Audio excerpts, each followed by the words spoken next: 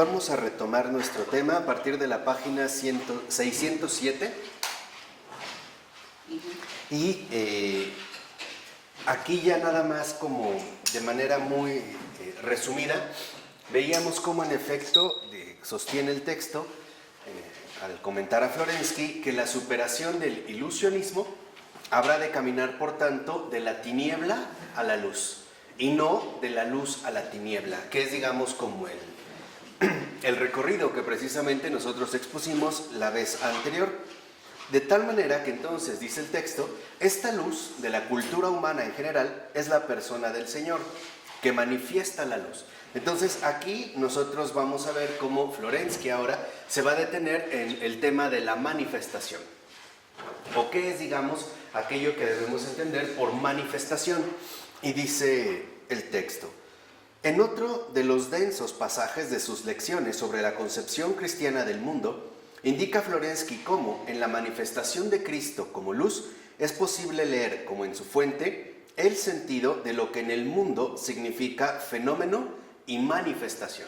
Entonces, en un primer momento, Florensky lo que hace es indagar en estos dos aspectos, lo que se llamaría fenómeno y manifestación.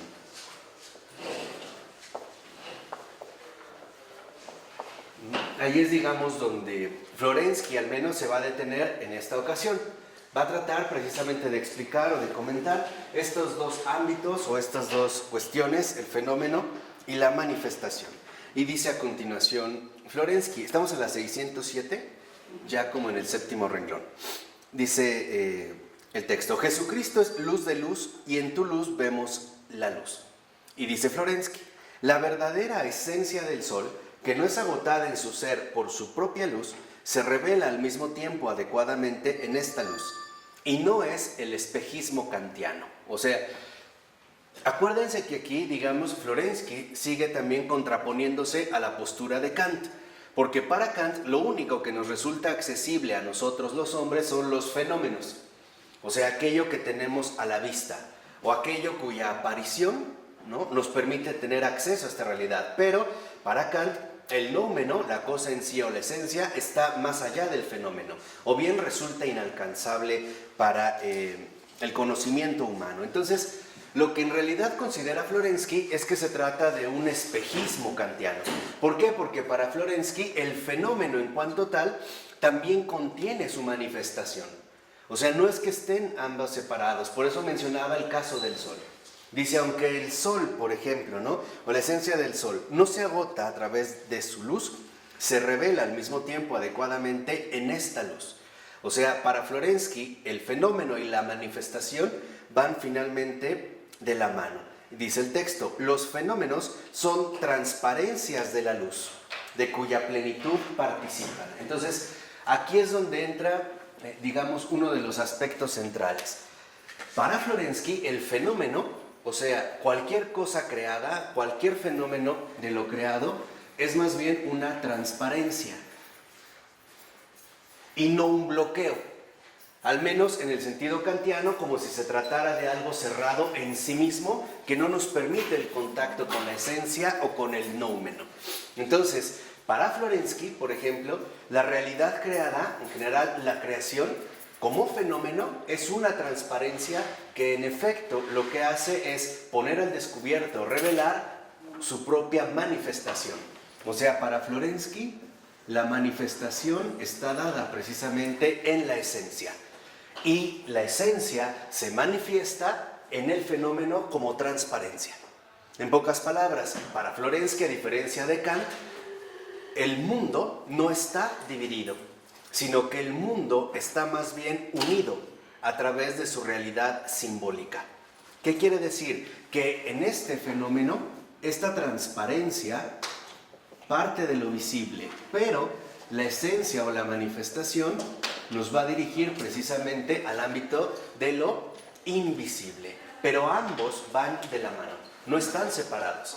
O sea, el fenómeno, en este sentido, constituye lo que vemos, la manifestación, lo que no vemos. Pero ambos, tanto el fenómeno como la manifestación, forman parte de la realidad creada.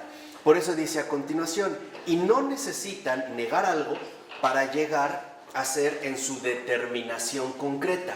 O sea, aquí es donde entraría el otro aspecto fundamental de la propuesta de Florensky. El fenómeno y la manifestación precisamente forman parte de la determinación concreta.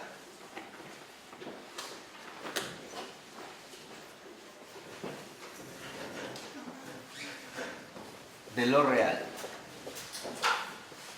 En pocas palabras, solamente acuérdense que mientras Kant sostenía que hay dos mundos, por así decirlo, el mundo de los fenómenos, lo visible o lo que podemos conocer, y el mundo del noumen o esencias, que está más allá de nuestras posibilidades de conocimiento, Florensky se contrapone y dice, no, la determinación concreta de lo real, o sea, cualquier cosa, en su concreción, o sea, en su concreción de realidad creada, aparece justamente como fenómeno y manifestación. O sea, aparece como una determinación concreta de lo visible y lo invisible. Para Florensky, pues, el fenómeno es una transparencia que en efecto nos permite el acceso a la esencia. O sea, el fenómeno en este sentido no oculta las cosas. O mejor dicho, no oculta la esencia de las cosas, sino que la manifiesta. Precisamente la manifiesta como fenómeno. Aquí, por ejemplo, en este sentido, es importante darnos cuenta de la relevancia de esto porque, desafortunadamente, quizá nosotros hemos ya incurrido en una pobreza de experiencia. ¿En qué sentido? En el sentido de que lo que vemos, cualquier cosa de nuestra realidad, pareciera que en efecto es pobre y no nos indicaría, digamos, algún contenido mayor a él mismo, ¿no? Como que más bien lo apreciamos como un fenómeno cerrado. Por eso dice el texto, aquello que en un ser tiene la función de manifestar la esencia hacia afuera, en el lenguaje oriental, la energía que expresa la esencia envuelve al fenómeno y lo hace transparente. O sea, en este sentido, la esencia a través de la manifestación se da, digamos, la expresión de la esencia hacia afuera. Pero ¿cómo lo va a hacer? A través precisamente de la transparencia del fenómeno. O sea, para Florensky queda claro que toda la realidad creada es fenómeno y manifestación. O sea, determinación concreta de lo real. El fenómeno no nos obstaculiza la esencia, como suponía Kant, sino al contrario, va a decir Florensky, el fenómeno es la transparencia de la esencia. No hay por qué ya tenerle miedo a los términos filosóficos. Es que en realidad pues, es la mejor expresión con la que podemos contar. O bien, lo visible es el acceso abierto a lo invisible. O, por darlo de esta manera, el fenómeno entonces es apertura, no clausura, como en el caso de Immanuel Kant. El fenómeno, lo visible, no nos niega la realidad invisible o esencia de la cosa misma, sino al contrario. El fenómeno es apertura, transparencia, que en efecto, a partir de esta transparencia, es que entonces se manifiesta la esencia invisible de cualquier cosa creada, del ámbito de todo lo real. O sea, en este sentido, entonces, Florensky nos está invitando nuevamente a reconocer la riqueza fundamental de la creación entera. O sea, esta supuesta distinción o separación entre lo material y lo inmaterial no tiene sentido para este planteamiento. En pocas palabras, a la luz del cristianismo, lo que vemos es que el mundo en sí mismo es un fenómeno que no nos niega la manifestación de su propia esencia. El fenómeno es en este sentido apertura. Es también, si lo quieren ver así, es abertura transparente para la manifestación de la esencia. O, dicho brevemente, el mundo en general, la realidad creada, es transparencia de la esencia. Son fenómenos que también contienen su propia manifestación. O sea, la creación entera está conformada entonces, en último término, tanto por lo visible como por lo invisible. Y aquí para Florensky es que en efecto se puede localizar la determinación concreta de lo real. ¿Sí? ¿Estamos bien? Para captar esta riqueza. ¿Cómo lo va a afirmar Florensky? ¿O de qué manera lo va a sostener Florensky? De la manera siguiente. Dice, una de las afirmaciones más importantes de la metafísica cristiana es la diferencia entre la energía y la esencia. La esencia es aquel aspecto del objeto que está dirigido ad intra y la energía ad extra. O sea, la esencia, y en efecto esa es la manera en la que nosotros también la concebimos, tiene que ver con aquello que está en el fondo mismo de las cosas. O sea, va ad intra, va como al interior de las cosas.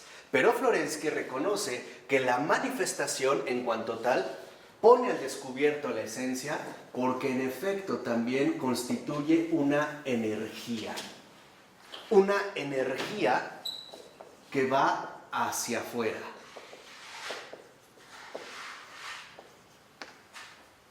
En pocas palabras podríamos decir, ¿por qué podemos, lo voy a tratar de poner en un plano fenomenológico sencillo, para no hacernos muchas bolas, pero podríamos hacer quizá la siguiente pregunta, ¿por qué podemos ver un árbol? Nuestra primera respuesta podría ser porque tenemos ojos, o porque la visión nos lo permite. En realidad no es así. ¿Por qué podemos ver un árbol? Porque el árbol tiene la energía de manifestar su esencia hacia nosotros. No sé si esto queda claro.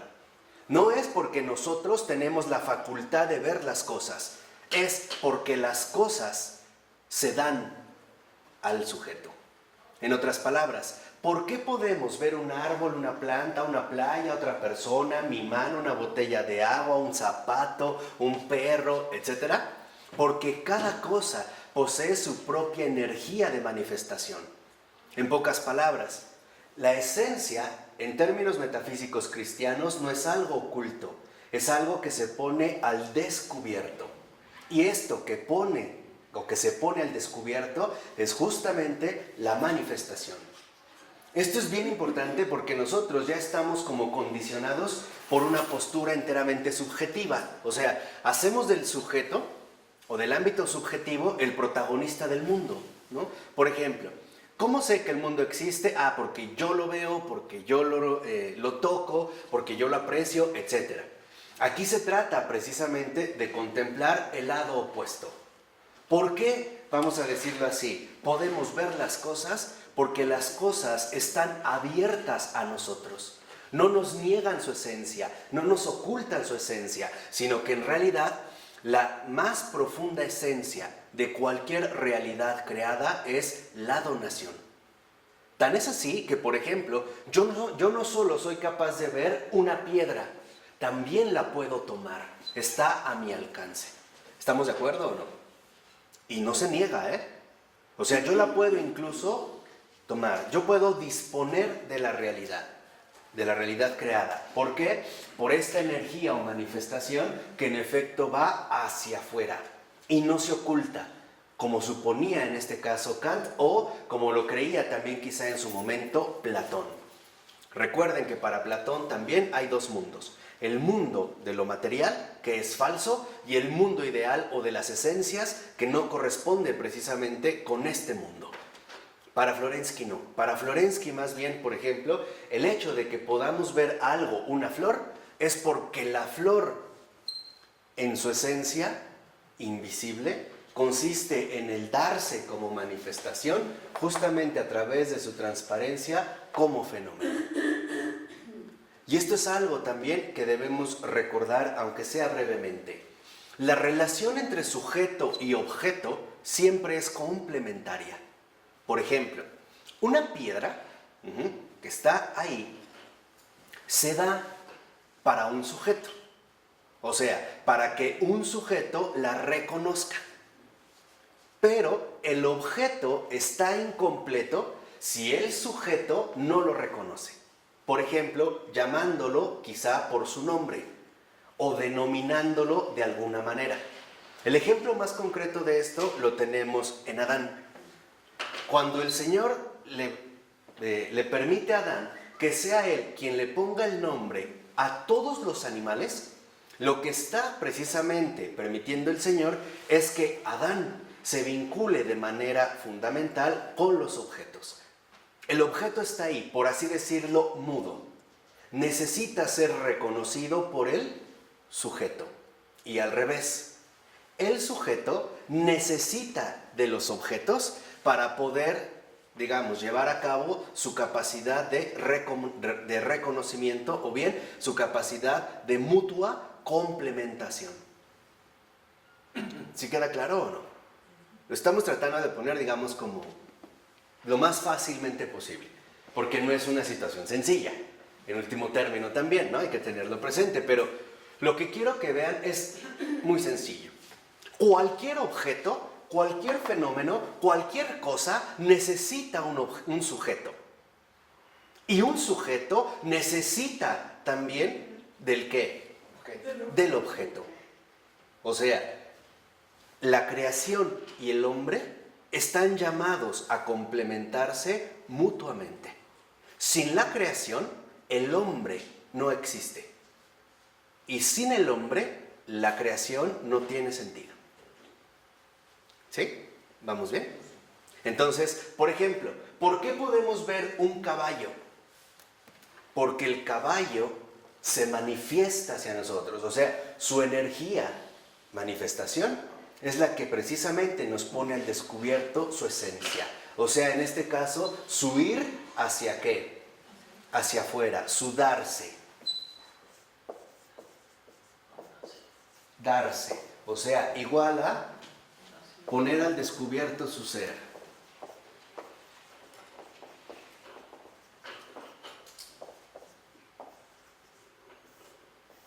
Por eso, por ejemplo, incluso, aunque cuando nosotros vayamos por la calle y vemos de lejos a un conocido, justo por su energía, su esencia que se manifiesta, podemos decir, mira, ahí va Pati, aunque Pati no nos vea.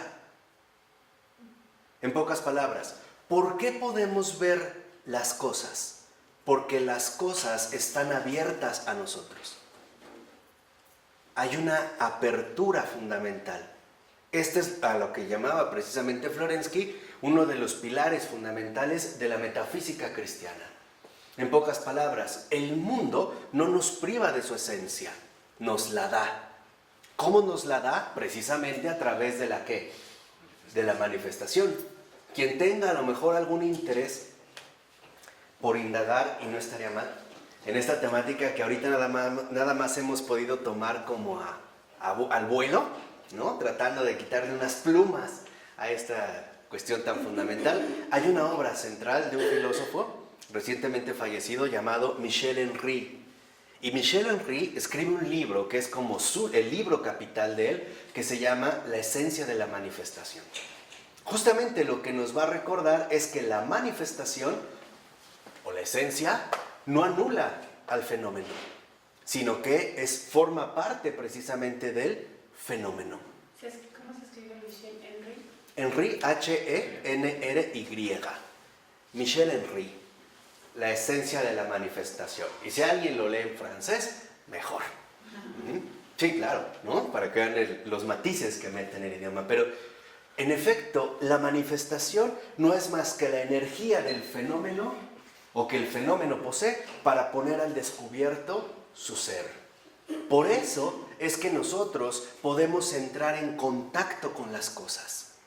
La esencia de las cosas, ya lo voy a poner en términos más teológicos, la esencia de las cosas no es más que la comunión, el estar abierto a todo lo demás.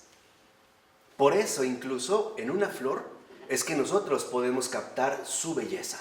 La flor no oculta su belleza, la expresa, la manifiesta, la pone al descubierto. ¿Para quién?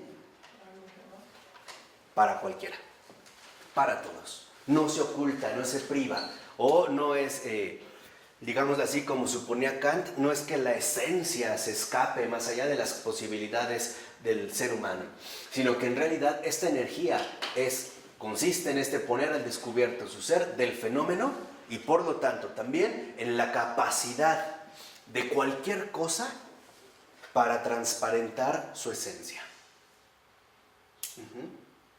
No hay ahí como velos que recubran la esencia de las cosas.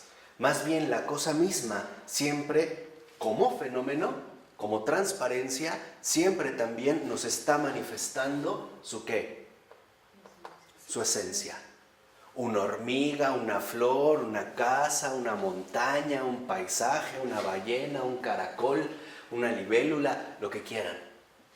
Justamente su determinación concreta en tanto real no es más que su darse o poner al descubierto su ser siempre hacia afuera, siempre a los demás. Estar ahí para los demás. No es un ser ahí aislado, como creía Heidegger, por ejemplo. El ser ahí solitario, anónimo, encerrado en sí mismo. Ser ahí es ser ahí para los demás, porque esa es mi esencia. Por eso entonces lo fundamental que debemos de reconocer es que el fenómeno o la determinación concreta de lo real no depende solo del conocimiento. No es una cuestión de conocimiento, como creía en su momento Kant y como después también recayó, podríamos decirlo así, Husserl. No es una cuestión de conocimiento, es una cuestión de reconocimiento. ¿Cuál es la diferencia entre conocer y reconocer? El conocer puede ser algo enteramente subjetivo, dependerá de mis capacidades subjetivas, ¿no? De entendimiento, etc. Pero el reconocimiento no depende de mí. Yo solo puedo reconocer algo si ese algo existe, es real y está concreto delante de mí. Si no, no puedo reconocer absolutamente ¿qué? Nada. Yo puedo decir que conozco a una persona y en realidad no son más que ideas que yo me he formado al respecto. Y puedo decir que la conozco y en efecto la conozco a mi manera. Pero reconocer, vamos a decirlo así, las cosas depende de la alteridad de las cosas mismas. Y esto es un acontecimiento metafísico. ¿Sí o no? Sí, porque veo que tienen caritas como medio. ¿Vamos bien? Entonces, el reconocimiento es un acontecimiento metafísico. Ya no es una cuestión de conocimiento, Y a ¿qué es un acontecimiento metafísico? ¿Qué es lo que se da o por qué brota el reconocimiento? Justamente por la alteridad. La alteridad de lo otro en tanto otro. Igual, el ejemplo más claro al respecto lo tenemos con Adán. Cuando Adán mira por primera vez a Eva, no la conoce, la reconoce. Y tan es así que expresa, esta sí es carne de mi carne y huesos de mis huesos. Ahí Adán no comienza por el conocimiento. No es como, por ejemplo, nosotros hoy solemos establecer las relaciones humanas, ¿no? Pues vamos a conocernos, vamos a salir, vamos no sé a qué, vamos a ver esto, o sea, reduciéndolo al nivel del conocimiento. No, porque antes del conocimiento, primero está el reconocimiento. ¿Qué puedo conocer? Aquello que reconozca. Por eso, escuchen lo que voy a decir. Nadie puede conocer a Dios si antes no lo reconoce. No se puede saltar. Lo mismo, nadie puede conocer a otra persona si primero no la reconoce como tal, que existe, que está ahí, que es algo concreto, que posee una determinación concreta justamente por ser o tratarse de algo enteramente real. ¿De acuerdo? Bien, este punto es central porque en efecto, después vamos a ver cómo Florensky menciona lo siguiente. Dice, estos dos aspectos, o sea, la esencia y la energía, no se contraponen el uno al otro, sino que son manifestaciones del mismo objeto. La energía es la manifestación de aquello que aparece, que manifiesta y revela. El significado etimológico del término явление, en ruso fenómeno, es manifestar, являть, no esconder la esencia, a diferencia del término europeo, fenómeno. aquí vemos cómo en efecto Florensky se está, vamos a decirlo así, oponiendo a toda una tradición ya establecida. La tradición que supone que el fenómeno esconde la esencia. Y entonces, o bien como Platón, vamos a tener que inventarnos un mundo en el que podamos localizar esta esencia, o bien como Kant, le vamos a tener que poner una frontera y decir que en realidad aceptamos la esencia, pero que está más allá de nuestras propias capacidades de conocimiento. Estas serían, digamos, como las dos opciones generales que se han precisamente adoptado, ¿no? O que se han tomado. Florensky, precisamente a lo que nos conduce es a darnos cuenta, y es el término que él aquí propone, que la energía no esconde la esencia.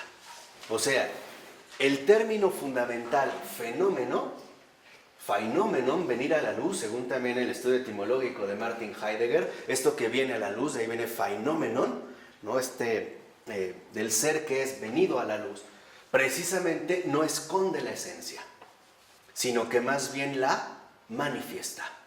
El fenómeno manifiesta su propia esencia, esa es su energía, o bien esta es precisamente su condición esencial más fundamental. Los fenómenos del mundo revelan la esencia misma del mundo, no nos privan de ella, ¿no? Porque a veces precisamente nosotros tenemos ya como esta, por lo menos tendencia, a suponer que la esencia está como detrás o debajo o en el fondo o quién sabe dónde carambas de las cosas. Y como que lo único que nos queda para llegar a la esencia pues es poner en marcha el hámster que traemos adentro, ¿no? La maquinita del pensar, a ver, vamos a pensar la esencia. No, en realidad no se trata de esto. Se trata de reconocer la realidad misma, de reconocerla como fenómeno que no esconde la esencia y como manifestación que revela la esencia. ¿Sí? Entonces, ¿alguien levanta la mano? Ok, entonces, fenómeno no esconde la esencia.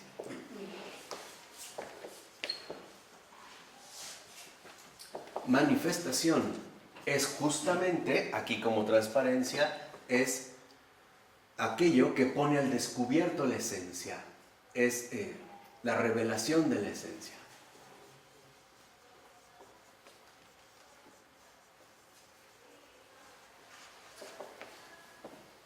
Por eso Cristo puede decir, tienen ojos y no ven, oídos y no oyen. Claro. ¿Por qué? Porque reconocen el fenómeno, pero ya no la manifestación. Lo ven, pero no lo aceptan. Por eso es lo que había mencionado justamente Florensky, ¿no? En esta cita de luz, cuando se refiere a Jesucristo. Dice a continuación, y aquí es donde vemos, digamos, la definición fundamental que da Florensky. Dice, el fenómeno, pues, revela y manifiesta y no esconde la esencia. Ese es el fenómeno. O sea, el fenómeno es apertura y donación. Es transparencia y esencia. Su determinación concreta, que en efecto depende, en último término, del reconocimiento. Antes incluso que el conocimiento. Cuando yo quiero conocer a otra persona es porque antes reconocí que esta persona existe. Si no, ni siquiera me atrevería a dar un paso, ¿no? O acercarme por ahí. ¿De acuerdo? Y dice 2 renglones abajo. Aquí es cuando se va, digamos, como ahondando en esta cuestión. Dice, en la fe y en su visión integral, todos los fenómenos de la cultura se vuelven transparentes al sentido encarnado, porque la comprensión realista del mundo ve todas las cosas en la luz de Cristo. Y dice Florensky, percibamos toda la realidad del mundo en Jesucristo y a través de Jesucristo. O sea, tenemos que alcanzar la contemplación profunda de la fe, o bien la visión integral de las cosas.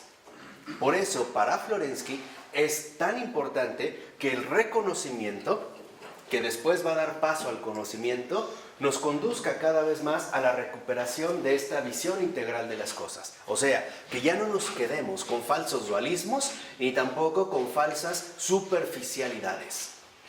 Esta cuestión de que entonces la esencia siempre se va a quedar más allá de nuestras posibilidades, en un mundo allá inalcanzable para el hombre o en un ámbito noumenal que no nos es accesible. En realidad, lo que debemos finalmente contemplar es la luz del mundo. No el mundo en sí mismo, sino la luz del mundo, que es precisamente lo que lo logra poner por completo al descubierto. Por eso en la 608, en la cita que ahí viene, y es muy importante, aquí ya Florensky menciona lo siguiente, dice: la cosmovisión cristiana es precisamente una comprensión del mundo, una comprensión de la vida, y no un sistema abstraído de la vida. En pocas palabras, aquí Florensky precisamente nos recuerda que nosotros no podemos movernos por el ámbito de las meras abstracciones, sino que más bien tenemos que dirigirnos por una comprensión misma de la vida. De ahí que no sea casual que precisamente Michel Henry desarrolle una fenomenología de la vida, o bien lo que él también va a llamar en su momento una fenomenología material. Por ejemplo, de él, dentro de sus libros que prácticamente se pueden conseguir en español, menos la esencia de la manifestación, curiosamente, claro, porque esa es como la base más fundamental de Michel Henry. Por lo menos, por ejemplo, ustedes podrían leer 3 textos. Uno que es Ver lo invisible, y él hace una reflexión acerca de las obras de Kandinsky, precisamente como fenomenólogo. Otra es Yo soy la verdad, y la otra es Encarnación. Pero sobre todo en Yo soy la verdad, donde empieza hablando también precisamente, ¿no?, del prólogo de San Juan y lo que involucra precisamente la luz, o sea, la manifestación.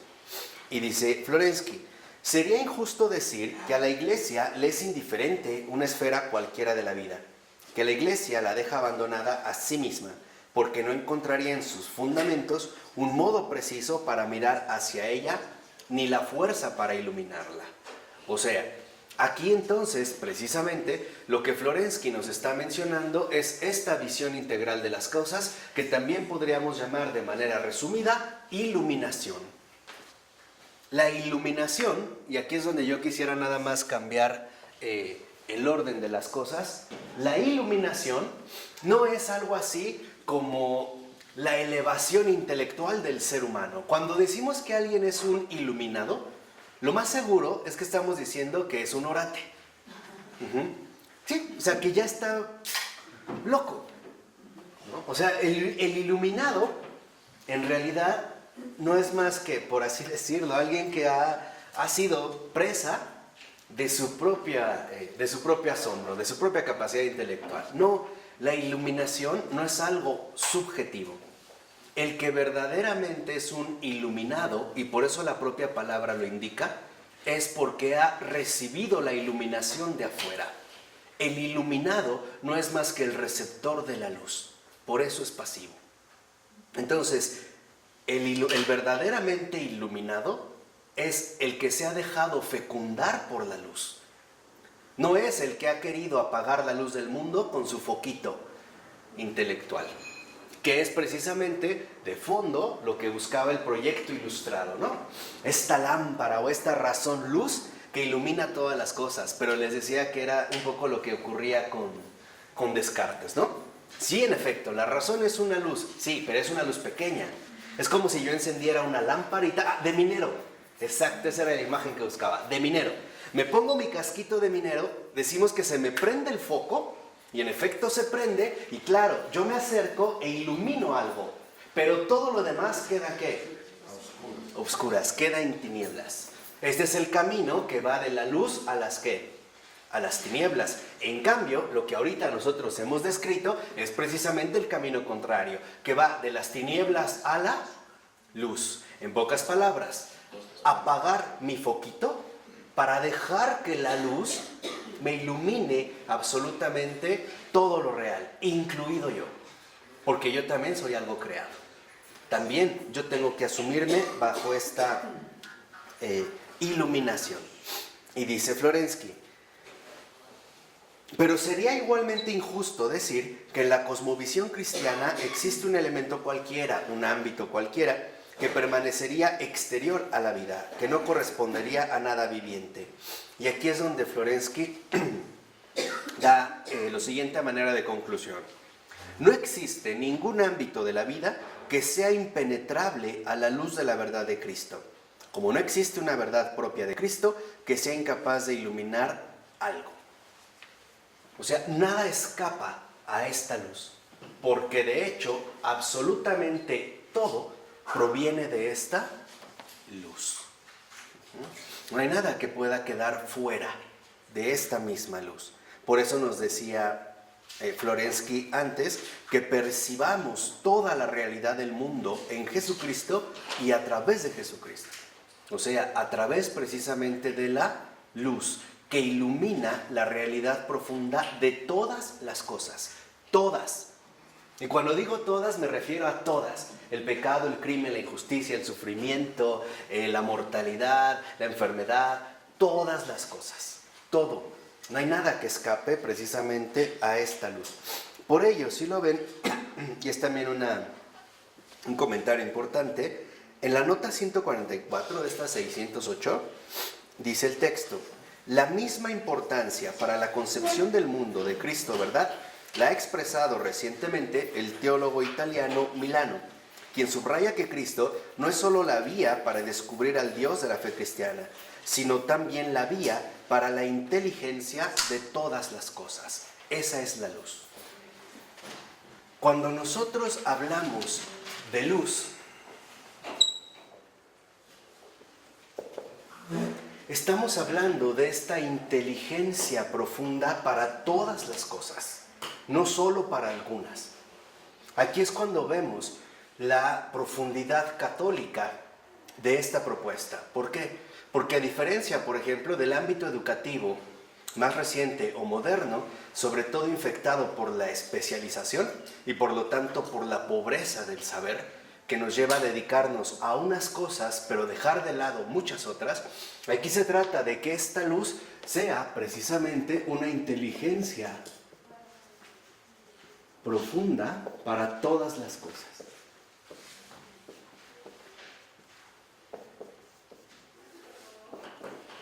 Y de hecho, esta inteligencia profunda para todas las cosas no es otra más que la auténtica sabiduría.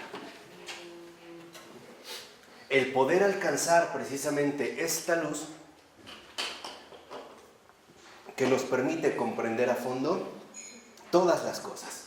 De ahí que entonces este teólogo italiano, Milano, también lo vea a Cristo como la vía para la inteligencia de todas las cosas. Y dice Milano, dice el texto, como Florensky, Milano deplora la falta de un intellectus fidei, que saque a la luz todas las consecuencias nociológicas y ontológicas propias del mismo Evangelio. Y cita a Milano, dice, si no tiene nada que ver con la verdad, ¿de qué modo podría ser él, Jesucristo, el revelador? Es más, si no es la verdad en persona, ¿cómo podría ser él el Logos y por tanto la misma revelación hecha carne? Es realmente insoportable que se ignore o en cualquier caso se infravalore la inmensa relevancia, por así decir, también teorética del Evangelio. En pocas palabras, también nosotros debemos extraer del Evangelio toda su riqueza intelectual. ¿Por qué? Porque el Evangelio también es la verdad misma de la inteligencia, es luz para la inteligencia. No podemos suponer que el Evangelio es algo así como una especie de recetario moral, o que solamente se dirige para el ámbito o el campo de las acciones humanas. Esto en realidad es no captar la riqueza inmensa del propio Evangelio. En pocas palabras, también el Evangelio, y dicho sea de paso, en eso estoy trabajando desde hace ya mucho tiempo, pero más en concreto desde hace varios días, en una metafísica de la santidad, que ojalá en su momento estudiemos aquí. Ya llevo como 146 fragmentos, pero densos para sangolotear la inteligencia. En su momento, si Dios quiere, lo estudiaremos. Pero lo que quiero también que comprendan es que en efecto el Evangelio también promueve la inteligencia profunda de todas las cosas. O sea, también debemos de contemplar el Evangelio como la luz auténtica de la inteligencia. También a través del Evangelio debemos ejercitar profundamente el ámbito intelectual de nuestra propia persona. ¿Por qué? Porque la luz disipa las tinieblas, también las tinieblas intelectuales. O sea, en pocas palabras, nuestra convivencia, nuestra comunión con el Evangelio y con Cristo nos debe de hacer ultra inteligentes, verdaderamente inteligentes, con esta inteligencia que emana de la luz del mundo. ¿De acuerdo? Por ello es que no es casual que también Florensky nos vaya mostrando vamos a decirlo así, la iluminación filosófica que Cristo mismo va revelando. Dice a continuación también Milano: la teología de los cristianos se desarrolla con demasiada frecuencia sobre la base de presupuestos considerados racionales y por tanto estimados como constitutivamente válidos por sí mismos. O sea, que muchas veces la teología cristiana se basa en el mero supuesto de la racionalidad y adoptan como medida la razón, pero no toman la luz que ilumina ¿qué? La razón. Ejemplo, George. Que no está aquí. Y muchos otros que también lo han querido hacer esto. O sea, hacerlo, por así decirlo, hacerlo estrecho, como comprimido, empaquetado, para que quede a la medida de la razón. Y dice, no se cae en la cuenta de que en realidad estos presupuestos son y siguen siendo fundamentalmente precristianos, o sea, paganos. ¿Por qué? Porque ya los paganos, y aquí y lo hicieron de manera extraordinaria, y tenemos toda esta gran herencia del paganismo en este sentido, ya nos mostraron la inmensa posibilidad y capacidad que tiene el hombre de ajustar absolutamente todo a la medida del logos. E incluso buscando también sobrepasar precisamente este logos. Simple y sencillamente, recuerden la definición, una de las definiciones aristotélicas quizá mucho más citadas y comentadas. El animal o el hombre es un animal racional. O sea, todas las cosas tienen su medida en la ¿qué? En la razón. Falso. Esto es cierto, pero es precristiano. Lo que nosotros afirmamos en realidad como católicos es: todas las cosas no solo tienen su medida en la razón, su medida se las da la ¿qué? Que la razón no puede alcanzar por sí misma.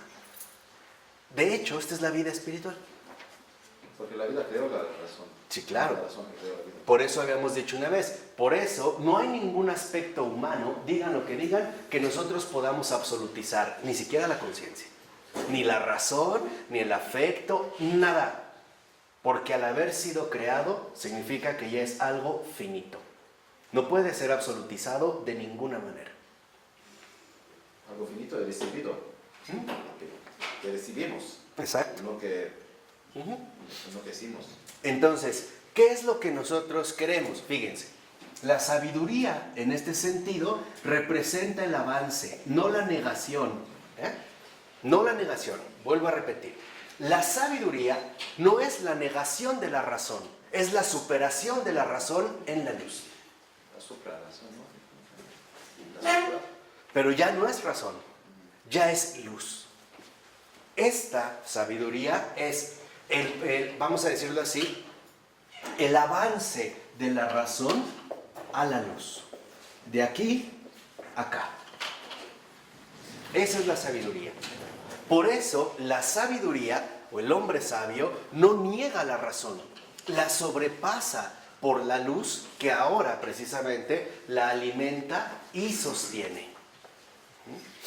De tal manera que entonces esta sabiduría no es ingenuidad o algo irracional. Lo que pasa es que ya es, en este sentido, metarracional, más allá de la razón, pero que no la niega. Simple y sencillamente nos permite acceder a un ámbito muchísimo más, vamos a decirlo así, complejo que el ámbito mismo que le toca a la ¿qué? A la razón. De tal manera que en la sabiduría, cuando nosotros estamos en la razón, pensamos. Y esto es importante, pero desde la luz contemplamos. La contemplación es justamente la iluminación de la luz que atraviesa todas las cosas, incluida, por supuesto, la razón misma. Y dice Milano, no se deja tampoco inquietar por la duda de que la pretensión de verdad incondicional expresada por Cristo sea tal que desequilibre y desintegre todos los conceptos que prescindan de él y no sean sometidos a su señoría. La consecuencia es, en el mejor de los casos, un defecto de transubstanciación de la inteligencia y en el peor, un exceso de sujeción de la fe al saber considerado en un momento determinado como victorioso y hegemónico. O sea, aquí lo que podemos detectar son dos cosas. La fe y la razón no se contraponen. Otra vez, se complementan mutuamente y no hay pugna. ¿Por qué la sabiduría? Precisamente la contemplación es la luz de la fe, cuya manifestación ya no necesariamente se queda limitada a nuestros propios criterios racionales o bien de pensamiento. ¿Por qué? Porque esta luz precisamente nos da una vida distinta a la que usualmente nosotros solíamos adoptar o bien asumir. Por eso yo ya hace mucho tiempo se los dije y se los digo por si se les olvidó, que ya estuvo bueno de cristianos mediocres, porque no hay motivos para esta mediocridad. El Evangelio, cuando nos hace ser nuevas personas, cuando emerge la nueva persona, también emerge una nueva racionalidad y por lo tanto también una nueva inteligencia. Una inteligencia que no traiciona a la fe, una inteligencia que reconoce con sencillez cuáles son sus propios límites y no se inquieta. Acuérdense lo que una vez nos dijo Adrián von Speyer, ¿no?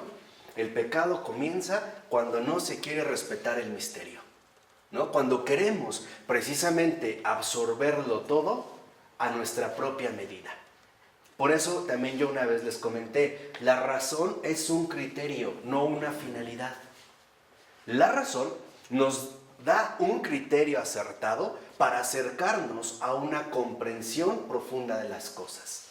De tal manera que cuando nosotros pensamos, lo que hacemos, por así decirlo, es un acercamiento a las cosas. Pero en la fe, ya este acercamiento ahora ya se convierte precisamente en una asimilación profunda, o sea, en una comprensión.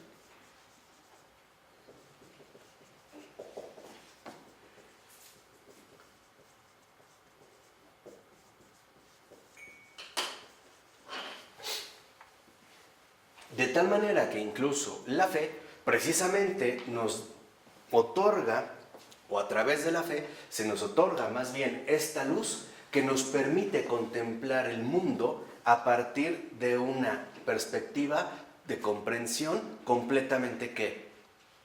Diferente. Un ejemplo muy sencillo es perdonar a los enemigos.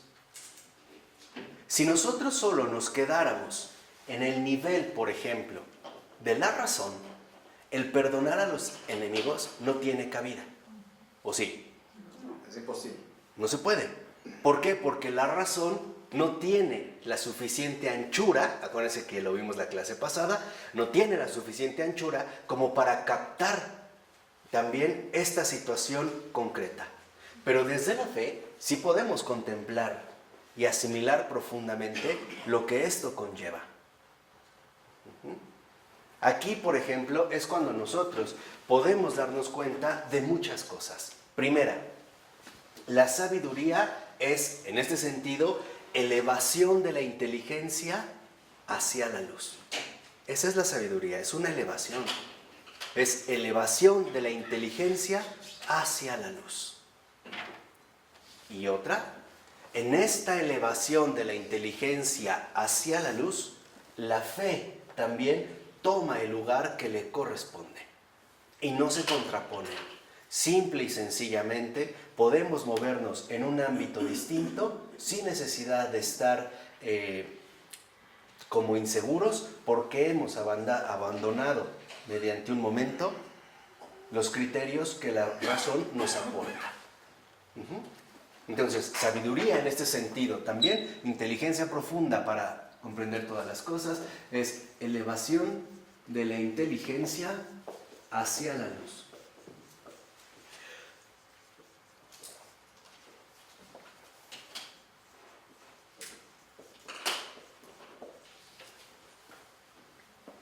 Esto también constituye lo que una vez yo les comenté, el paso de la mera ciencia a la sapiencia. La ciencia únicamente puede darse de manera auténtica si se mantiene dentro de los límites que establecen los criterios racionales. Y hoy vemos por qué la ciencia precisamente funciona de esta manera, ¿no? Trata de entender el universo bajo sus propios criterios racionales, bajo sus propias teorías racionales. La teoría del Big Bang, la teoría de la evolución, bla, bla, bla, bla, bla, bla, bla, bla, bla. Yo te pregunto, ¿está mal? No. No, está bien, porque estamos viendo en estas teorías también la posibilidad que tiene la razón de establecer determinados criterios. Aquí hay criterios. Claro, lo que vemos en estas teorías es el ejercicio fecundo de la razón. Por supuesto. ¿Dónde está el error entonces? El error está en querer absolutizar la razón como lo único y definitivo. Ese es el problema. Toda teoría científica es manifestación, ya captan más el sentido de esta palabra, es manifestación de la riqueza racional de un ser humano.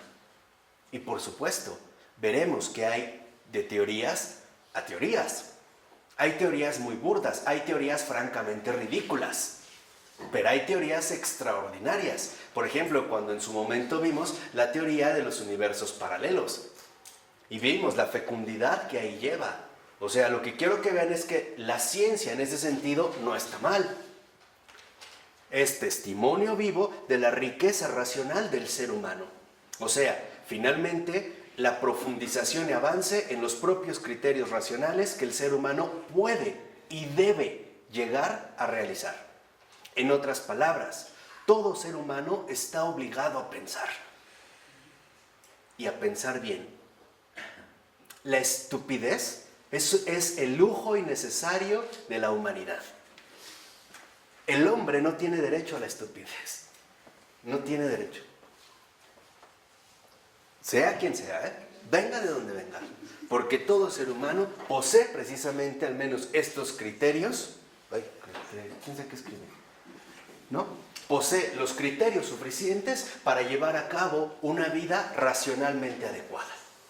Ejemplo, ustedes lo pueden ver en los filósofos antiguos, en algunos científicos contemporáneos. Desde ahí está bien. El problema es que nosotros pretendamos absolutizar la razón y coronarla como señora de todo. Ahí es entonces cuando las cosas se estropean. ¿Por qué? Porque ya no estamos elevando la inteligencia hacia la ¿qué? Hacia la luz. Y entonces nos vamos a privar de la profunda comprensión o asimilación profunda que también estamos llamados a adquirir o bien a acceder. Esta es, digamos, precisamente la gran diferencia entre la ciencia y la sapiencia, o sea, entre la ciencia y la sabiduría. La ciencia expone o manifiesta la capacidad racional del hombre, o sea, su potencialidad intelectiva. Muy bien. Pero en la sabiduría, esta razón incluso se ve, por así decirlo, superada o se ve trascendida por una contemplación que le permite ahora comprender las cosas y asimilarlas de una manera muchísimo más profunda, muchísimo más delicada, más fina, vamos a decirlo así, Más verdadera. más pura. más verdadera, o sea, más espiritual. Por eso, el hombre verdaderamente sabio es el hombre verdaderamente espiritual. Por eso, cuando vemos que un racionalista no crece espiritualmente, tampoco crece inteligentemente. También su propia inteligencia se va a ver sometida a una inanición. O sea, finalmente la van a matar de hambre. ¿Por qué? Porque nuestra propia razón tiene hambre y sed de la verdad que ella misma no produce. Por eso la busca. Por eso no es casual, y aquí sí hay una intuición profunda de los primeros filósofos griegos, al identificar la filosofía con la búsqueda de la verdad. La razón la necesita, tiene hambre y sed de la verdad. Y esto se da en cualquier caso, en cualquier cultura, ahí donde haya un ser humano, ahí habrá una profunda búsqueda de la verdad, implícita o explícita. Y aquí también lo que les estoy diciendo es muy hermoso, aunque hoy no lo parezca tanto. Todos estamos llamados a ser filósofos. Todos. La filosofía no es gratuita. Querámoslo o no. Porque si realmente hemos captado que la filosofía constituye en principio la búsqueda de la verdad, la filosofía cristiana nos aporta el amor a la verdad. Y esta es otra cosa. No solo se reduce a la situación etimológica, ¿no? Como filia y filos, ¿no? Como este amor a la sabiduría, pero es un amor de amigos. Aquí se trata de un amor de comunión, de una verdadera integración en la verdad viviente o en la verdad viva, que sostiene y mantiene absolutamente todas las cosas. Por eso también les decía que el católico debe de poseer una altura intelectual extraordinaria. ¿Por qué? Porque se supone que vive la fe. Si no tiene esta altura intelectual extraordinaria, o no está viviendo la fe, o algo está haciendo mal. Pero no se está dando también una elevación integral de todo su ser.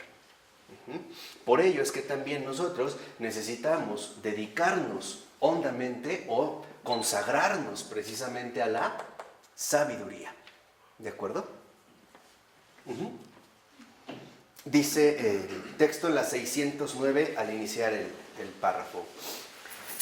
Dice, con mayor precisión, expresa Florensky su concepción de la relación de la fe con la cultura en un escrito que puede ser considerado como todo un manifiesto a favor de la cultura espiritual y el ecumenismo. Y aquí es donde entonces encontramos un punto clave que hoy en día quizá también está como mal planteado. El ecumenismo. ¿Qué pasa aquí?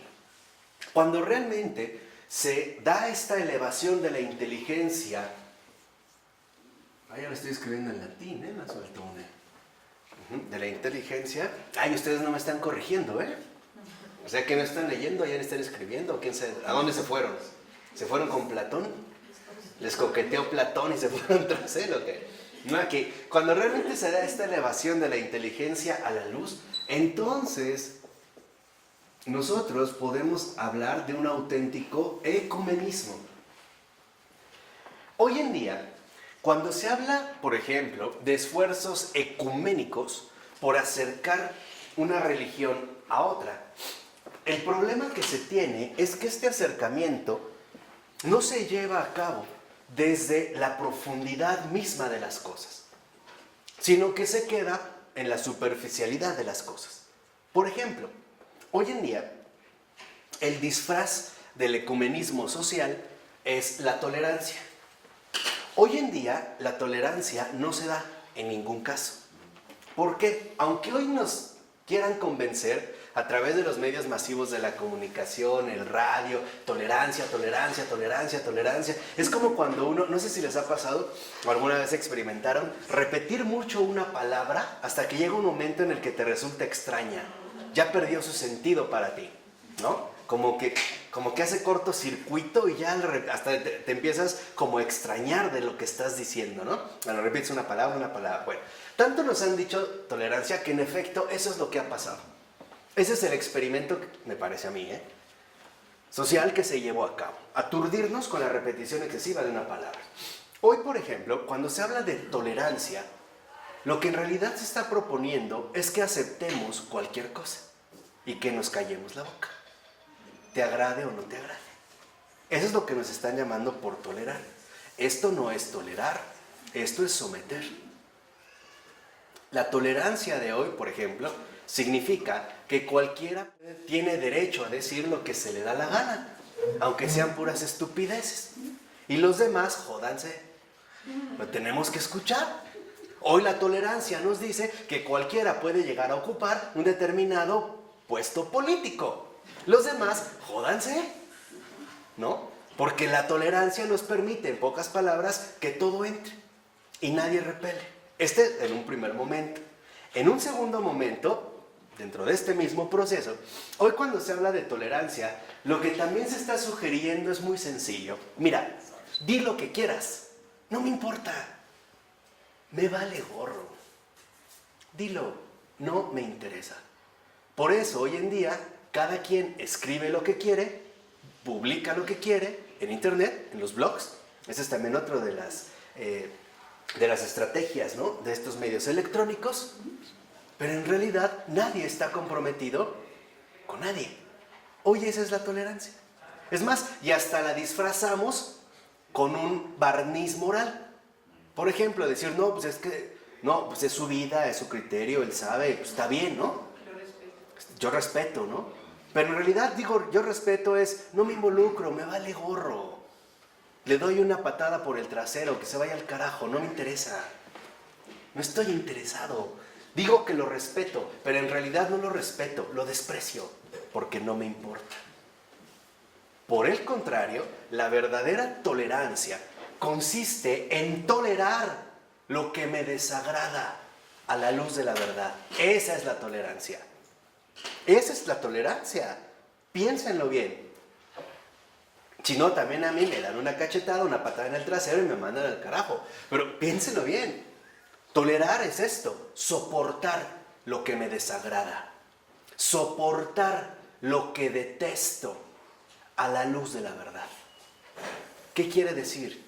Que la tolerancia no es ni evasión, o sea, cobarde evasión, no, pues está bien, es su vida, yo lo respeto. Lo que estás diciendo es, me vale gorro, no me importa, haz lo que se te dé la regalada gana, pero yo me voy a disfrazar de un ser tolerante, ¿no? Que entre todo, no es esto, es realmente padecer. La tolerancia es padecer. Y esto solo se puede hacer desde la sabiduría. Desde la pura ciencia, desde la pura razón, lo único que va a venir es la guerra. Porque aquí se van a venir el enfrentamiento de los criterios que se oponen. Aquí no. El ecumenismo solo se puede vivir precisamente soportando lo que nos desagrada a la luz de una profunda verdad. Eso es tolerar. Tolerar es soportar, es padecer. Por eso, hoy nuestra cultura no es una cultura de la tolerancia, porque ni soportamos ni estamos dispuestos a padecer absolutamente ¿qué? Nada. Un ejemplo, alguien te cae mal, tu criterio moderno o heredero de los modernos es, ¿qué necesidad tengo yo de soportar? Que se vaya al carajo. Yo, no. Por eso no hay ecumenismo. Por eso les decía, ya no se dejen ir tan fácilmente por todos los engaños que hoy en día se presentan. Hoy, de hecho, y aunque les suene extraño, hoy vivimos en una cultura muchísimo más intolerante que la Edad Media, por ejemplo. ¿Por qué? Porque hoy en día se tolera todo, menos una cosa, la verdad. Hoy se tolera todo, que los padres maten a sus hijos, que los hijos maten a sus padres, que sean infieles todos con todos, que se revuelvan los sexos, que se metan esto, que se pongan aquello, que se quiten, que se hagan, que se deshagan. Todo está permitido, bien, menos la verdad. Cuidado. Y ahí tú ves el carácter radicalmente intolerante de la cultura de hoy. Si tú dices, les voy a hablar de la verdad, prepárate para que te apedreen. A morir. Ahí se ve. Cuando antes tú decías, les voy a hablar de la verdad, al menos te decían, ¿y cómo le vas a hacer? Ah, y venían las discusiones, ¿no? Se podía vivir realmente un profundo, ¿qué? Intercambio. Hoy no. Hoy las cosas más bien están completamente invertidas. ¿Por qué? Porque el ecumenismo entonces, en ese sentido, no es más que orientación a Cristo.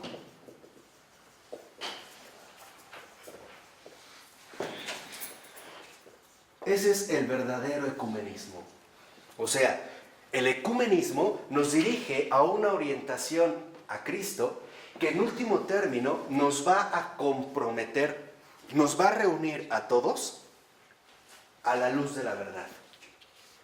Y a esta luz habrá cosas que definitivamente no me agraden, pero son necesarias. Y las aprovecho, ¿cómo decirlo? Me ayudan a crecer. ¿Y por qué precisamente me van a ayudar a crecer? Porque esa es la asimilación profunda de las cosas. En pocas palabras, tolerancia significa reconocer que no todo es a mi gusto. Esa es tolerancia. Por eso en un matrimonio, ¿verdad?, tiene que haber mucha tolerancia. Las cosas no van a ser que a mi gusto. Habrá cosas que no me gusten, pero son necesarias por un bien mayor. Por eso, los medievales, que yo tanto admiro, son los grandes portadores de la tolerancia. Porque para ellos era importante soportar ciertas cosas siempre y cuando se pudiera acceder a un bien que común. Por ejemplo, para que vea la diferencia. Si antiguamente en la Edad Media, vamos a suponer que un caballero llamado Rafael, que no es para nada el caso, solo es un ejemplo, fuera infiel. Bueno, si estuviéramos en la Edad Media, lo primero que haríamos no sería darle un premio, como hoy se hace, ¿no? O sea, hoy la infidelidad hasta se presume, ¿no? Parece que mientras más infiel es mejor. Mientras menos te descubren, eres más. No, si estuviéramos en la Edad Media, lo agarramos para empezar, le podemos poner un gorrito de cono, a lo mejor un cascabel, lo pintamos y lo pasamos por las calles y le vamos a aventar basura, excremento, verdura, fruta, etc. Y incluso contemplando la posibilidad de matarlo. Hoy para que vean a lo que me refiero. ¿Por qué se hacía eso? Fíjense, curiosamente, ¿por qué se hacía eso? No era, como a veces se dice, es que utilizaban el castigo ejemplar para atemorizar a los demás y que estuvieran sometidos al rigor de la iglesia. No, ya, infórmense bien, comprométanse con la verdad, hablar a fondo. Se hacía por una razón mucho más sencilla, porque reconocían que si ellos toleraban esto, todos estábamos perdidos. ¿Por qué preferían matarlo? Una, porque él no solo le había fallado a su mujer, también a cualquier hombre de nuestra sociedad, porque lo había infectado a través de un mal ejemplo. Y no solo a los demás hombres, también había decepcionado y traicionado la confianza profunda de cada mujer en un varón. Y había encaminado mal a los niños. Por eso, para ellos, incluso ese tipo de situación tenía absolutamente todo el sentido. Por eso toleraban el castigo. ¿Ven cómo si eran tolerantes? Hoy, si yo soy un ladrón, me agarran, yo les echo a mi jauría, que llamamos hoy derechos humanos. Hoy no tolero que me pongan un qué, aunque yo acabe de golpear a mi madre, porque tengo derechos. Entonces, no tolero, ¿se dan cuenta cómo hoy la sociedad es más intolerante? Hoy no tolero que se me diga absolutamente qué. Casos, ya los estamos viviendo, de niños, 6, 7, 8 años, donde la mamá le dice, te voy a pegar, y el niño no tolera la corrección y le dice, tú me pegas, yo te demando. Y en efecto, ya hay muchos casos donde los padres demandan ¿qué? A sus hijos. Perdón, los hijos demandan ¿qué? A sus padres. Existe una procuraduría Claro. del menor. Por eso es donde nosotros hoy en día hemos visto cómo en realidad nuestra cultura tal parece ser tolerante para todo, menos para la verdad. Ahí sí no. Ahí sí, simple y sencillamente, el brazo no se da a torcer. ¿Sí queda claro? Es para que vean, por eso les decía, fomentar el ecumenismo es una orientación profunda a Cristo. Aquí está, de hecho, el secreto fundamental de las relaciones humanas.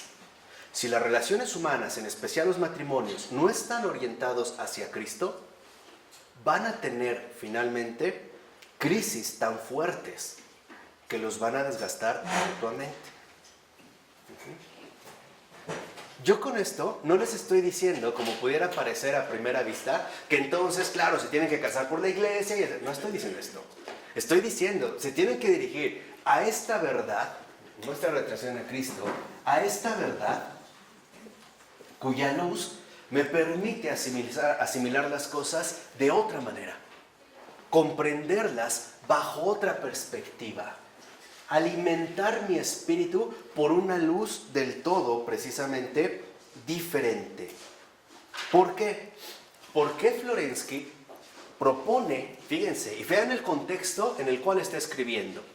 Uno, se dirige sobre todo a un tiempo de profunda increencia que hoy en día seguimos viviendo. Porque hoy es curioso, ¿no les parece raro? Digo, por lo menos sospechoso, que hoy la gente es capaz de creer en todo, menos en Dios. Yo conozco gente, de verdad mucha, que no tiene ningún problema en creer, por ejemplo, en el chupacabras. No, lo digo en serio, ¿eh? En los ovnis, en creer en que provenimos de la evolución o que venimos de un primate. No tienen problema. Es más, no tienen ningún tipo de problemas en creer, por ejemplo, en las regresiones a través de las cartas astrales. Y hasta hay quien me llegó a decir, es que yo fui una princesa azteca. Pero sí lo cree, ¿eh? Pero si yo le digo, ¿y crees en Dios? No, ¿cómo? No, o sea, creo en todo, ¿no? Creo que el amor se da a través de la reacción química, son las feromonas, ¿no? Creo ridiculeces, pero no creo en Dios. ¿Por qué? ¿No? ¿Por qué? ¿Por qué es así? ¿Por qué? Porque en efecto nuestra razón se ha dejado inundar por las tinieblas del error. Precisamente al negar la luz, es decirle o darle acceso a las tinieblas del error. Hoy por eso también vivimos en una cultura extraordinariamente supersticiosa, pero extraordinariamente supersticiosa, porque la superstición viene precisamente a través de la increencia, y esto es normal. Si una persona no cree en Dios, se va a ver finalmente sometida a una desprotección fundamental, ¿no? Por ello, no es casual lo que una vez les decía, que hoy las iglesias, las parroquias están vacías o semivacías, pero el mercado de Sonora está lleno y a reventar. Ese es el gran negocio de la increencia contemporánea. Si yo no creo en Dios, finalmente me voy a ver sometido por todos los miedos que esto conlleva. Si no hay Dios, por lo menos sé que creo en un Walter Mercado que me va a proteger. O en una Madame Sassou que me va a hacer la limpia para que la güera esa de la oficina no se lo lleve, ¿no? Como decían en su comercial. Aquí vemos, en pocas palabras, cómo la ausencia de Dios conlleva la saturación del error. Y esto es importante. Y dos, también Florensky se dirige a este ecumenismo en un momento, en un contexto ruso, particularmente ruso, de enorme violencia y persecución. O sea, ¿qué quiere decir? Que en este sentido Florensky está hablando en un momento bastante similar al nuestro. Uno, un contexto histórico donde tal parece predominar la increencia. ¿no? Hoy tú escuchas a un hermano, crees en los fantasmas, crees en esto, crees en aquello, pero en Dios no. Todo menos Dios, ¿no? O sea, le digo no a Dios, pero sí a todo lo demás. Y en un contexto también de profunda violencia. Y entonces vean lo que dice Florensky en esta cita, que es muy importante. Dice, la estructura de la cultura está determinada por la ley espiritual proclamada por nuestro Señor.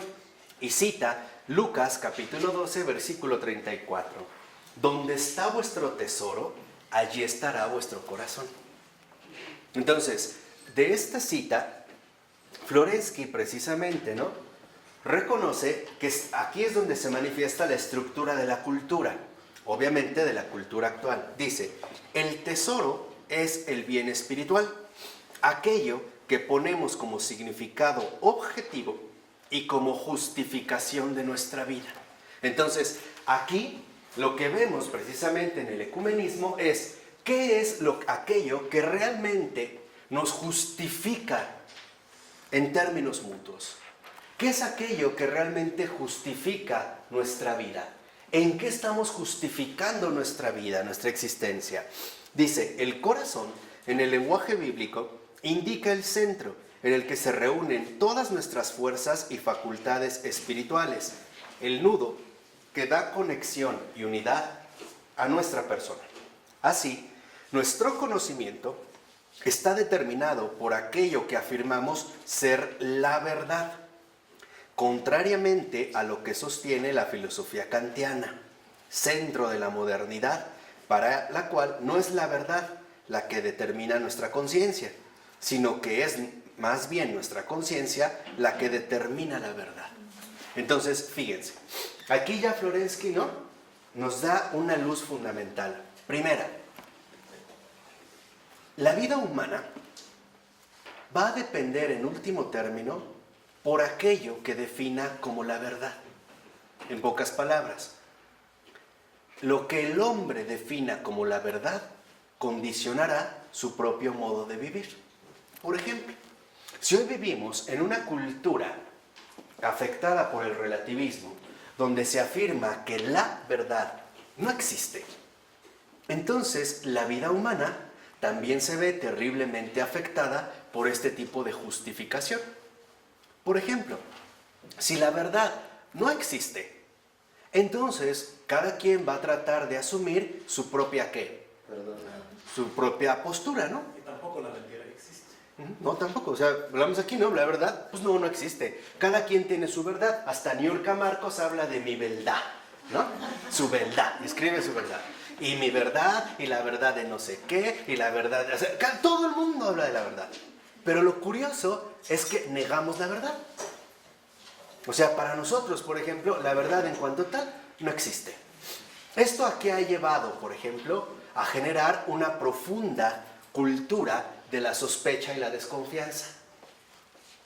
Hoy hemos caído, por ejemplo, en la superficialidad de las relaciones humanas, donde de antemano podemos escuchar a una persona, pero no le damos realmente la importancia que debería tener con respecto a lo que nos está diciendo.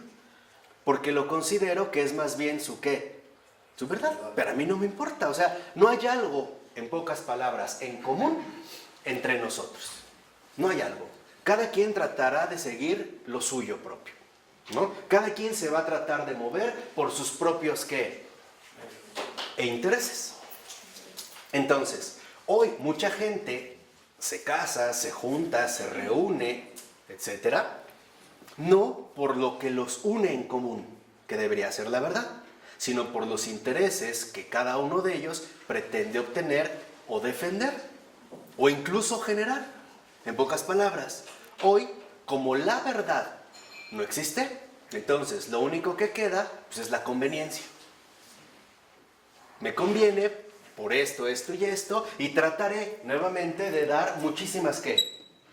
Razones como para sentirme más tranquilo, como para apaciguar mi interioridad, o sea, como para calmar mi error, o más bien, para tratar de engañar, ¿no?, mi propia interioridad por el error que estoy viviendo. Entonces empezamos a dar un montón de justificaciones. Sí, claro, es que esto es lo mejor. Por ejemplo, muchos jóvenes que abortan Y tú los oyes hablar después. Y lo que te van a decir es práctico, con otras palabras, pero es básicamente lo mismo. Uno, era lo mejor. ¿Para qué traía a sufrir a un niño al mundo? O sea, desde ahí tú ya estás escuchando cuáles son sus criterios. Cuáles son, digamos, los modos que están dirigiendo su vida, ¿no? Es que estaba muy joven, es que no sé qué tanto, no estaba en edad de ser madre. Pero sí jugarle a la maternidad. Es que somos muy jóvenes. Pues cuando estaban haciendo eso, no se veían como dos niñitos de 4 años, ¿verdad? Ahí felizmente conviviendo en una alberca, o sea, no estaba dando eso. O sea, aquí lo que vemos en pocas palabras es que nuestra cultura vive lo que vive porque su corazón está puesto en lo que ella misma ha escogido como su tesoro. Y uno de los tesoros principales que mueven la cultura contemporánea es el dinero. Por ello no es casual que del paso del siglo XIX al siglo XX, y sobre todo a partir de la mitad del pasado siglo XX, el verdadero poder de la sociedad ya no está dado en la política. Se pasó al bando de la economía. Hoy es claro para cualquiera, con el mínimo de aplicación racional, que el verdadero motor de la cultura humana son los intereses económicos. Ya ni siquiera los intereses políticos. Ahora las formas de poder se han pasado al ámbito de la economía. Pero también hoy en día se están fugando, filtrando o asociando, sospecho yo, con los ámbitos masivos de la comunicación. Porque también se han descubierto ahí nuevas formas de poder. Entonces, hoy se ha visto que los medios masivos de comunicación pueden tener un impacto fuerte en el ámbito social e incluso tener repercusiones en el ámbito económico. Un ejemplo, si yo a través de un ámbito masivo de comunicación, como la televisión, el radio, etc., yo digo que la producción de Coca-Cola está envenenada, lo más probable es que esta simple información tenga un impacto fuerte en la economía de esta determinada empresa, o en la que quiera. Y ahí es hacia donde se va tambaleando, ¿no?, nuestra actual cultura. Un tambaleo que, como finalmente lo describiera precisamente muy bien Zygmunt Baum, depende de la liquidez de la cultura. Se ha vuelto líquida, ya no es algo sólido, sino que parece estar inestable, ¿no?, como agua, de una manera muy líquida. Por eso después Florensky va a citar precisamente a Mateo, capítulo 6, versículo 24. No podéis servir a Dios y al dinero.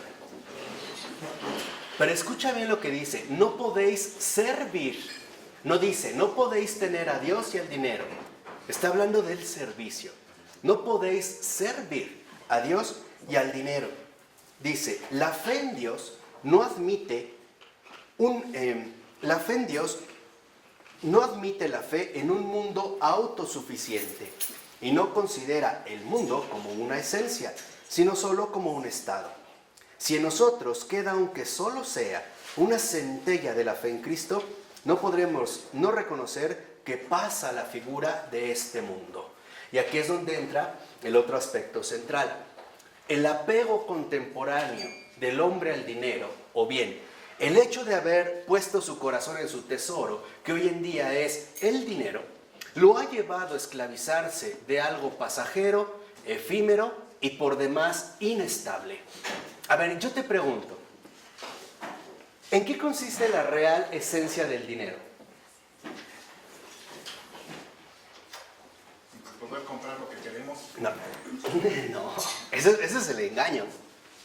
En su liquidez, o sea, la liquidez del dinero significa que como el agua, así como va, ¿qué? Viene. No es un dique sólido en el cual tú puedes finalmente fundamentar algo plenamente estable.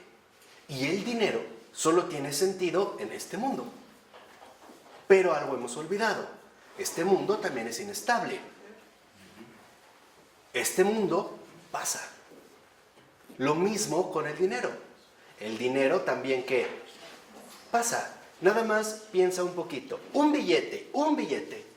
¿Por cuántas manos no ha pasado? Un billete, de un billete. Ni siquiera estoy hablando de un billetito. ¿Por cuántas manos no ha pasado? Pregunta, ¿el dinero también se desgasta? Sí, lo mismo que el mundo. De tal manera que no hemos entendido que el dinero solamente tiene sentido cuando se mantiene fiel a su propia liquidez. O sea, el dinero no es por esencia acumulativo, sino distributivo. El dinero es circulante. Por eso antes se hablaba de la moneda, ¿no?, circulatoria. El dinero es circulación, ¿o no? ¿O no? El dinero es una circulación. ¿Qué pasa cuando se quiere interrumpir esta circulación monetaria? Y entramos a la acumulación. ¿Qué pasa? Precisamente refiriéndonos al carácter circulatorio del dinero, ustedes sabían, o deberían saber, que uno de los factores centrales del funcionamiento económico no depende de la reserva del dinero que se tiene guardada, sino del capital que está circulando en los ámbitos sociales. Por eso hay economías que de repente sueltan mucho dinero, porque es necesario que el dinero esté ¿en qué? En circulación. Y aquí es a lo que yo quería llegar. Si el hombre ha puesto finalmente su corazón en el dinero, entonces quiere decir que su mismo corazón también va a estar finalmente en el torbellino, ¿no?, inacabable de la propia circulación monetaria. Ejemplo, hoy me compré este coche, pero al ver otro modelo mejor, ¿qué va a pasar? Ya no quiero. Ahora quiero ¿qué? El otro. ¿Y cuándo voy a quedar conforme? Porque el dinero nunca deja conforme. Y eso es lo que debemos de entender. O sea, el dinero posee en esencia una característica de inconformidad. 100 pesos son muy pocos, 100 millones también. O sea, lo que quiero que vean, y esto es central, es que el dinero, en el propio carácter que ahorita hemos tratado de describir, aunque sea de manera muy breve, tiene repercusiones psicológicas en el hombre. Y esto es inevitable, ¿eh? Esto es inevitable. Lo que quiero que entiendan no es tanto si genera prepotencia esto. No. Lo que estoy diciendo es que el dinero, al uno poner el corazón en el dinero, uno también entonces adquiere la misma inestabilidad del ámbito económico. Quien lo vio, por ejemplo, al iniciar justo el siglo XX, desde entonces, es un intelectual bastante serio llamado Georg Simmel, este alemán. Él tiene un libro extraordinario que se llama La filosofía del dinero. Tal cual, ¿eh? Y es un libro de verdad genial, porque es el primero, después de ya algunos estudios que se habían realizado, donde ahonda ya no tanto en la realidad sociológico-económica del dinero, como se venían haciendo los estudios a partir de los grandes economistas clásicos, sobre todo Adam Smith, o David Ricardo y Marx, sino que Georg Simmel se adentra en el dinero, pero destacando sobre todo el impacto psicológico que genera en el alma humana. Y ahí es donde va a dar precisamente estas grandes aportaciones. Quien lo hizo de otra manera, aunque también en esta misma línea, como finalmente el veneno de la sociedad actual, que termina generando una comedia humana, es el gran Balzac. Si ustedes leen cualquier novela de Balzac, que por lo menos ya debieron de haber leído 3, mínimo, de toda su producción, pero si ustedes toman cualquier novela de Balzac, verán que siempre vamos a decirlo así, el elemento degradante de la realidad humana es el dinero. El dinero en su crudeza, o sea, en su ámbito, en este corrosivo del alma humana. Para Balzac voy a tratar de poner un ejemplo, a lo mejor ya estoy muy inspirado, estoy creando muchos autores, pero en Balzac el dinero es como un hierro candente que quema las manos. Pero ¿qué crees? Lo tienes que agarrar. Por eso, mientras más rápido lo pases, ¿qué?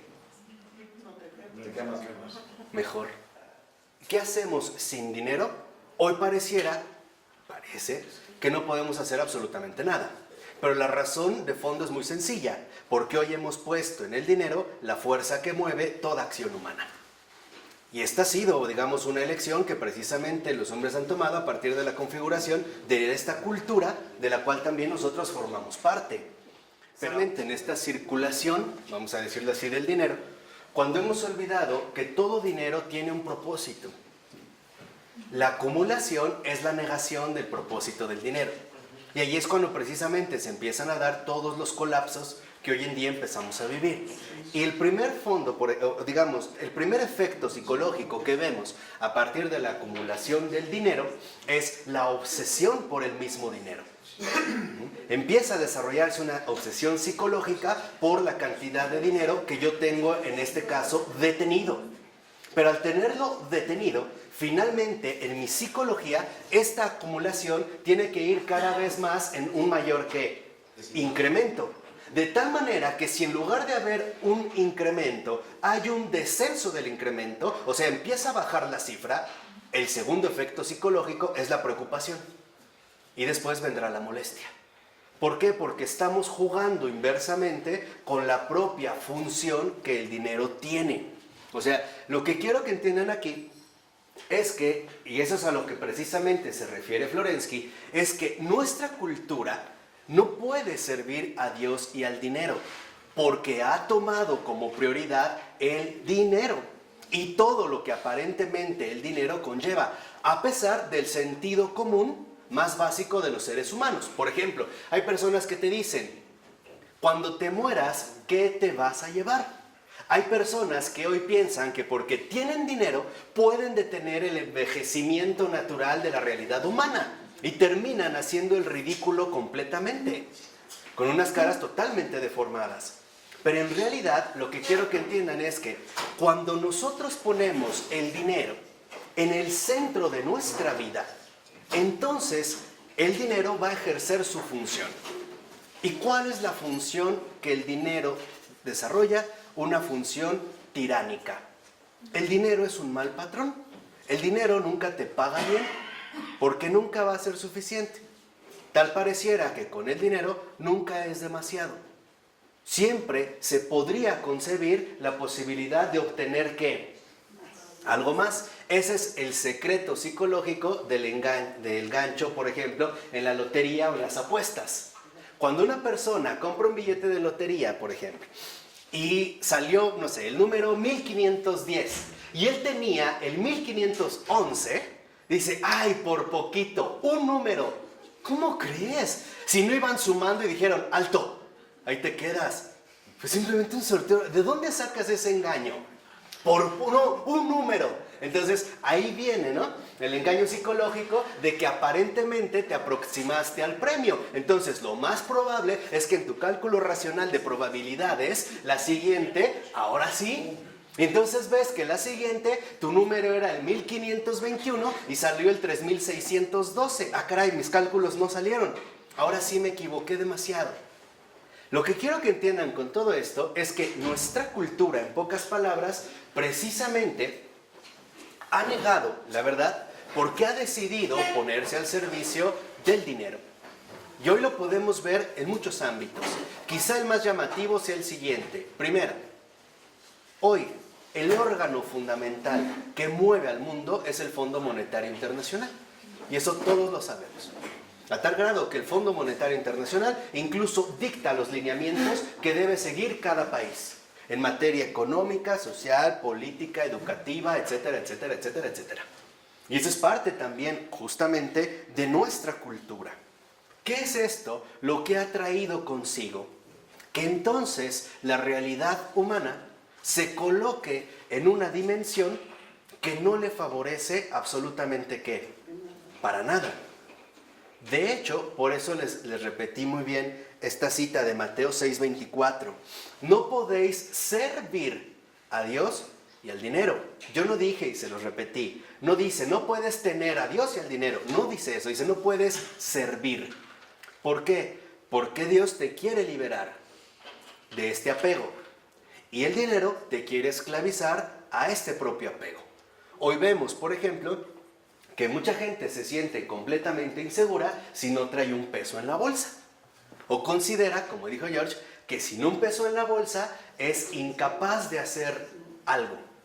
Por ejemplo, a mí me llama la atención que cuando en parejas jóvenes se preguntan, oye, ¿y qué vamos a hacer? Lo primero que dicen es, no tengo dinero. O sí tengo dinero. O sea, hoy tal parece que en primer lugar hemos puesto al ¿qué? Al dinero. Y hoy la mayoría de los divorcios es justo por el ¿qué? ¿Entiende? El dinero divide, Dios une. Por eso el servicio a ambos resulta ¿qué? Imposible. De tal manera que lo que aquí debemos de reconocer, y es ese finalmente la orientación hacia Cristo, es que lo que debemos darnos cuenta es que en efecto el dinero no es una realidad autosuficiente. El dinero tiene un propósito. Y básicamente el propósito del dinero es cubrir necesidades propias y ajenas. Ese es el propósito del dinero. ¿De acuerdo? O sea, tener dinero no está mal. Ese no es el punto central. Pero ese tener dinero tiene un determinado ¿qué? Propósito. Hay misiones que en el mundo solo se pueden cubrir con dinero. Y esto es cierto. O sea, hay cosas que no se pueden cubrir sin ¿qué? Sin dinero. De tal manera que entonces, cuando finalmente llegamos a este punto, la pregunta central es, de cierta manera, la siguiente. No es tanto qué podemos hacer sin dinero, sino a qué hemos apegado el corazón. ¿A dónde es que está pegado verdaderamente mi qué? Mi corazón. Si de repente ahorita me quitaran todo el dinero que tenga, ¿qué pasaría conmigo? ¿Seguiría igual? ¿Me pondría a llorar? ¿Me pondría a reír, a bendecir, a alabar? ¿Qué haría? ¿Entraría en una decepción? ¿Buscaría un revólver para matarme? ¿Qué haría? O sea, este es, digamos, como el punto central hacia el cual nos vamos dirigiendo. Por ello es que, de cierta manera también, lo que está diciendo Florensky es muy concreto. Lo dice en la 610. Precisamente más o menos unos 4 o 5 renglones de que ha iniciado el párrafo de la cita.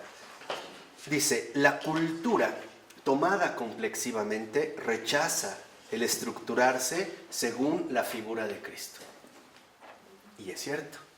Hoy los criterios culturales que dominan son por ejemplo, los criterios del egoísmo, del autoenriquecimiento, de la satisfacción egoísta de los propios propósitos, y que el dinero parece finalmente, ¿no?, satisfacer bastante ¿qué? Bien. Hay personas que incluso llegan a una demencia tal que creen que porque en la casa ellos tienen dinero, sus respectivas parejas, o esposos o esposas, se tienen que someter a lo que ellos dictan. Ese es el despotismo del dinero. ¿Eso qué quiere decir? Que el dinero enferma el alma. Y la única manera para que el dinero no te enferme es teniendo en primer lugar a Dios en tu corazón. Así tengas o no tengas dinero, eres inmune a esta influencia que el mismo dinero produce. Hoy hay que ser sinceros. Esto es algo que nuestra propia cultura fomenta día con día. Hemos llegado al extremo, ¿no?, de propagar frases como el que paga manda, ¿no? Con dinero baila el perro, etcétera, etcétera, etcétera. Y sin dinero, pues uno es el perro, ¿no?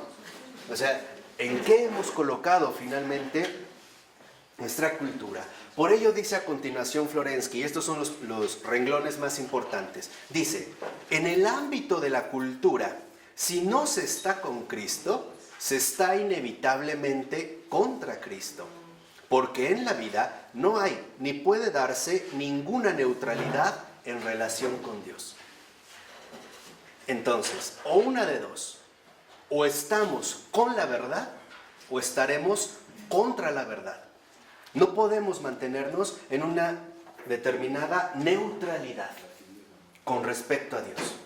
Y dice Florensky, el cristianismo no puede ser pasivo ante el mundo y no puede asumir indiferentemente cualquier elemento, como si fuese algo que de cualquier modo es válido y va bien porque sí. Lo que les decía hoy, ¿no? Todo está permitido. El espíritu no puede ser pasivo, puede acoger cualquier cosa y servirse de cualquier cosa, pero solo después de haberla transfigurado según la figura de Cristo. Aquí es donde entra el punto fundamental. Nos los mencionó hace un momento Joana. El dinero parece sugerir la adquisición de un determinado poder, pero en realidad no es un poder, es justo lo contrario. Es la manifestación expresa de una debilidad. Hay gente que cree que porque tiene dinero manda, pero en realidad es porque es sumamente débil. Y sin ese dinero sería fácilmente aplastable como cualquier gusano sobre la tierra. Entonces piensa que a través del dinero él está colocado por encima de los demás. Y no se ha dado cuenta que si él tiene dinero es porque ha sido colocado por debajo de los demás. Precisamente para que este dinero llegue a donde tiene que llegar. Por eso es que yo les decía, hay que captar muy bien lo que aquí precisamente se está mencionando. Hacia donde se dirige la sabiduría y el ecumenismo que dijimos es la orientación a Cristo. Lo malo no es tener dinero. Lo verdaderamente grave es no tener a Cristo en primer lugar. Esto sí, si tú tienes a Cristo en primer lugar, aunque tengas todo el dinero del mundo, No te importa. no te importa. Al contrario, si lo tienes al dinero en segundo lugar, es porque el Señor te dio los medios que necesitas para llevar a cabo tu misión. Por eso les decía, hasta la más pequeña moneda tiene un propósito. Y este propósito solo lo podremos descubrir a través de la luz que representa o que nos da la sabiduría, que representa en último caso la elevación de la inteligencia hacia la luz. Así que el llamado final es: elevemos también el dinero hacia la luz que ilumina todas las cosas. Y el mundo marchará bien. ¿De acuerdo? En el nombre del Padre, del Hijo y del Espíritu Santo. Amén. Bueno.